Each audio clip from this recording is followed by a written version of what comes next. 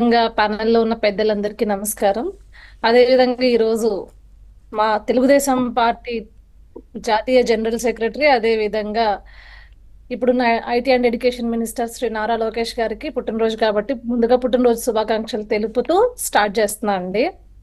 పార్షియల్గా కొంతవరకు నేను అగ్రీ చేస్తానేమో కానీ గతంలో ఏదైతే పరిస్థితులు లాస్ట్ 5 yearsగా పరిస్థితులు బాగాలేదు, పెట్టుబడులు పెట్టడానికి పెట్టుబడిదారులు కొద్దిగా ఇబ్బంది పడిన పరిస్థితి అయితే వాస్తవం.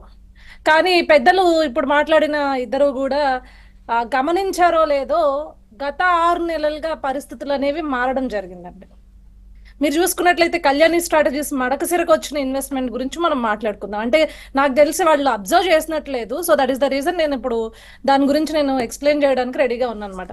సో కళ్యాణి స్ట్రాటజీస్ విషయంలో కావచ్చు, దాదాపుగా 2600 కోట్ల రూపాయల పై చిలుకు పెట్టుబడులు మడకసిరలో పెట్టడానికి 1000 ఎకరాల్లో పెట్టడానికి వాళ్ళు రెడీగా ఉన్నారు. ఆల్రెడీ ఇది డావోస్ లో కూడా దీనిపైన లోకేష్ గారు అక్కడ కళ్యాణి స్ట్రాటజీస్ గ్రూప్ తో మీటింగ్ కండక్ట్ చేసినప్పుడు యాజ్ సూన్ యాజ్ పాసిబుల్ దీన్ని వాళ్ళు మాట కూడా ఇవ్వడం జరిగింది. స్టార్ట్ చేస్తున్నాం అని చెప్పేసి మాట కూడా ఇవ్వడం జరిగింది. అదేవిధంగా మనం చూసుకుంటే మిటల్ గ్రూప్ నుంచి నిపాన్ స్టీల్స్ కావచ్చు, లేకపోతే ఎల్జీ ఎలక్ట్రానిక్స్ కావచ్చు, లేకపోతే ఫిలిప్స్ కార్బన్ బ్లాక్ లిమిటెడ్ కావచ్చు, ఆజాద్ ఇండియా మొబిలిటీ లిమిటెడ్ కావచ్చు, ఇట్లాంటి కొన్ని పేరున్న కంపెనీస్ ఈరోజు ఆంధ్ర రాష్ట్రానికి రెడీగా ఉన్నాయి.